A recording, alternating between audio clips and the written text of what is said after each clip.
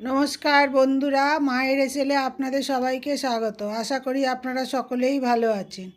আমি আজকে আপনাদের ট্যাংরা মাছ দিয়ে পেঁয়াজকলির তরকারি দেখাবো। আমি কীরকম করে করি। এরকম করে তরকারি করলে খেতে খুব ভালো হয়। এটা ছোট ট্যাংরা মাছ দিয়েও করা যায়, আমি একটু বড় ট্যাংরা মাছ দিয়েই করছি। আমি একটু সর্ষে আর কাঁচা লঙ্কা বেটে নেব। এতটা সর্ষে দেব না, আমি একটু বেশি করেই বাটছি। যেরকম ঝাল খাবেন সেরকম লঙ্কাটা দিতে হবে। আমি দুটো কাঁচা লঙ্কা ওর সাথে বাটবো। আর অল্প তেল দিয়ে মাছগুলো ভাজবো। বেশি তেল দিলে মাছ ভীষণ, ট্যাংরা মাছ তো ভীষণ ফাটে, গায়ে তেল ছিটে আসবে। ওই জন্য আমি একটু কম করেই কড়াতে তেল দিলাম, এবং তরকারিটাও আমি একটু কম তেল মশলা দিয়েই রান্না করব।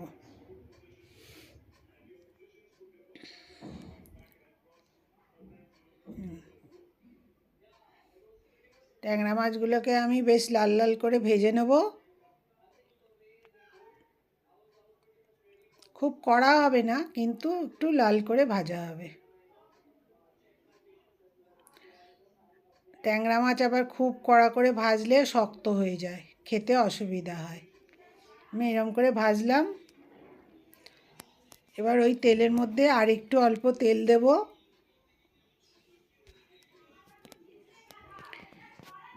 তেল দিয়ে তার মধ্যে একটা শুকনো লঙ্কা ফোড়ন দিচ্ছি, আর একটু কালো জিরে ফোড়ন দেব, অল্প করে একটু কালো জিরে। আমি পেঁয়াজকলি দিয়ে ট্যাংরা মাছের তরকারিতে অল্প একটু আলু আর একটা ছোট আলু দিয়েছি, একটু আড়ে পাতলা পাতলা করে কেটে, মানে একদম পাতলা না, মিডিয়াম করে কেটে দিয়েছি।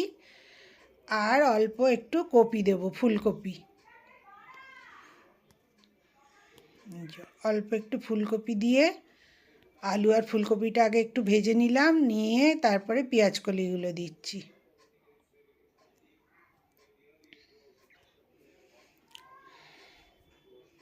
দেখুন কত কম তেলে রান্না করছি।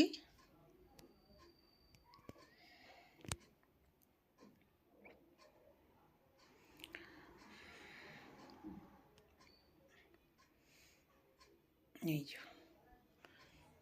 সবজিগুলো একটু ভাজা হয়ে গেছে।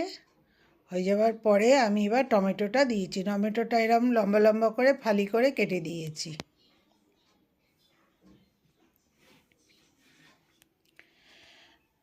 দিয়ে এবার স্বাদ মতো লবণ দিয়ে দিচ্ছি, যাতে সবজিগুলো সব নরম হয়ে যায়। আর একটু লবণ দিয়ে দিলে ভাজতেও সুবিধে হয়। সবজি থেকে একটু জল বেরোয় অল্প।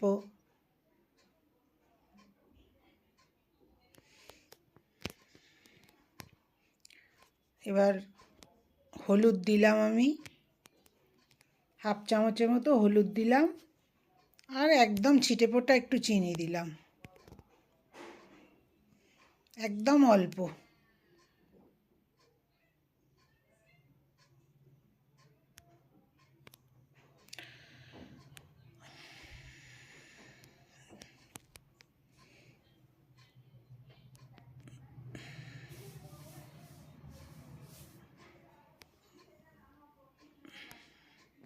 আর ওই সর্ষে বাটা, সর্ষে কাঁচা লঙ্কা বাটাটা আমি অল্প করে দিলাম।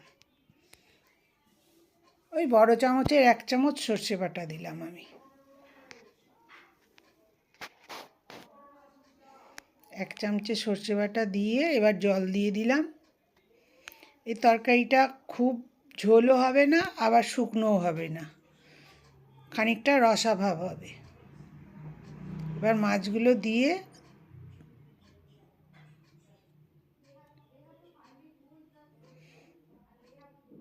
একটা কাঁচা লঙ্কা দিয়ে দিলাম, একটু ধনেপাতা। তরকারিটা হয়ে যাবার পরে মনে করলে একটু কাঁচা সর্ষের তেলও ছড়িয়ে দিলে ভালো লাগবে খেতে, নামাবার আগে।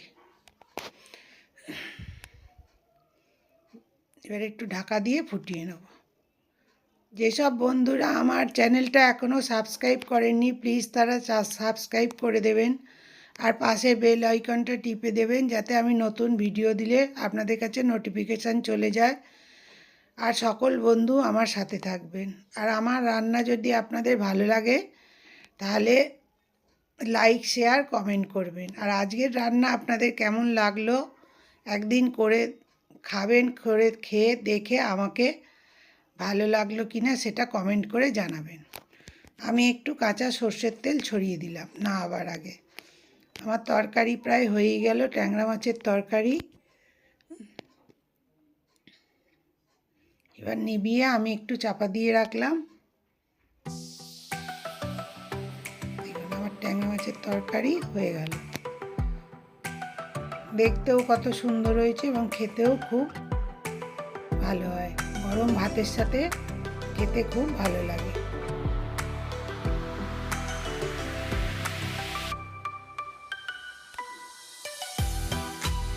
আমার ভিডিও যদি আপনাদের ভালো লাগে একটু লাইক কমেন্ট শেয়ার করবেন প্লিজ।